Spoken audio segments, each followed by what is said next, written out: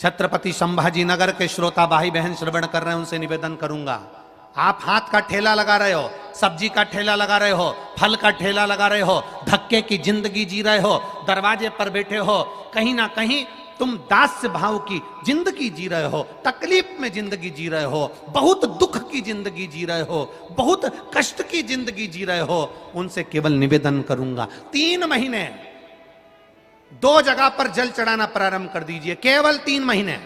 एक शंकर भगवान के शिवलिंग पर, दूसरा बेलपत्री के पेड़ के नीचे, 2 जगह पर जल चढ़ाना 3 महीने लगातार चालू कर दो, बाबा तुम्हारा हाथ पकड़कर तुम्हें उन्नति की सीढ़ी पर चढ़ा देगा।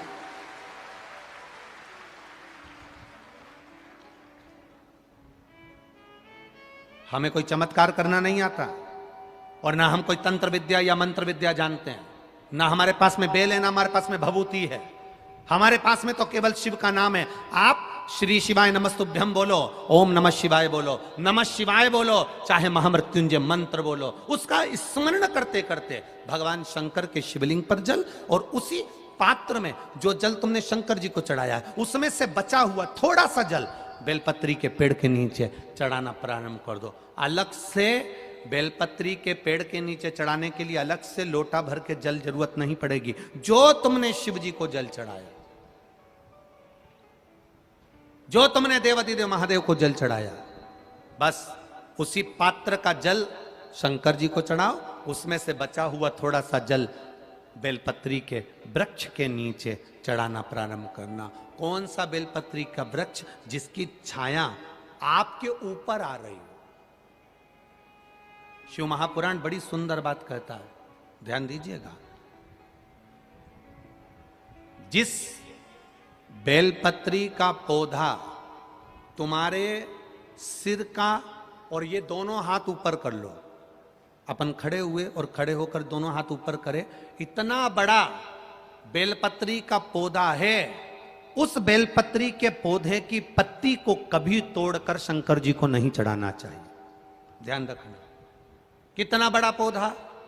आप खड़े हो जाओ और खड़े होने के बाद आपका हाथ ऊंचा कर लेना, इतना बड़ा पौधा है, उस पौधे की पत्ती बेलपत्री को तोड़कर शंकर भगवान को कभी नहीं चढ़ाना। शंकर भगवान को उस बेलपत्री को, उस वृक्ष की पत्ती को तोड़ना चाहिए जो वृक्ष तुम्हारे हाथ से थोड़ा सा ऊंचा हो, जिसके लिए तुम्हें हाथ और ऊंचा करना पड़ रहा हो।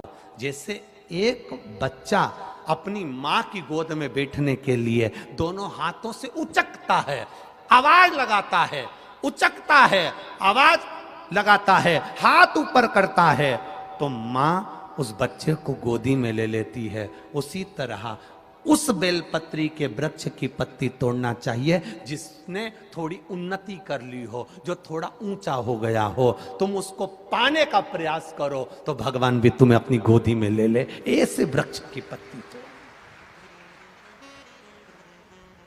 अब तुम छोटा सा पौधा, बिल्कुल जरा सा पौधा, उसी की पत्ती तोड़कर महादेव को चढ़ाओगे, ये श्रेष्ठता नहीं है।